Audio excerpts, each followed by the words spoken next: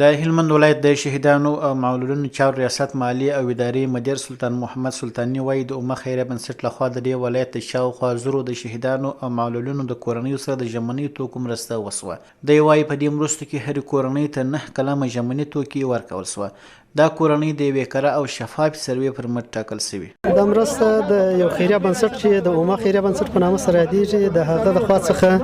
په هلمند ولایت کې د شهیدانو کورنیو سره د معلولینو کورنیو سره او همدارنګه ایتمان دا ټول پکې داخل دي هغه ته ورکول کیږي.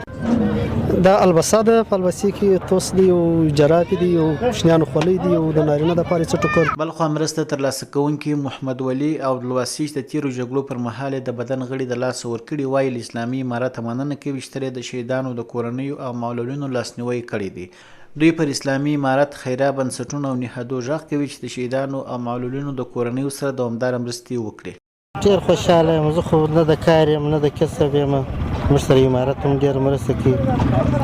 او دا مرستې چې موږ ته راځي زه خپل یو ځان په چلوم باید ډېر څنګه خوشحاله دي چې خدای هم په دې دنیا هم په هغه دنیا کامیاب ولري او په دې د خلکو سره د دې ښه وړې دغه کوي په دې چې د مرستې ورکوي خواران غریبان دي نه په ګوله نه دي ماړه په دې بس دغه ستاسې ډېره همکاري ده چې بس هغه غریبانو سره تاسې وصله ختمې وکړئ. د هلمند ولایت د شهیدانو او معلولینو چارو ریاست د معلوماتو پر اساس دا ولایت کې تر 2000 زیاتې د شهیدانو او معلولینو کورنۍ له دوی سره ثبت او رجستر دي چې ورسره په دوامدار ډول د اسلامي امارت او خیریه بنسټونو لخوا مرستې سوي دي.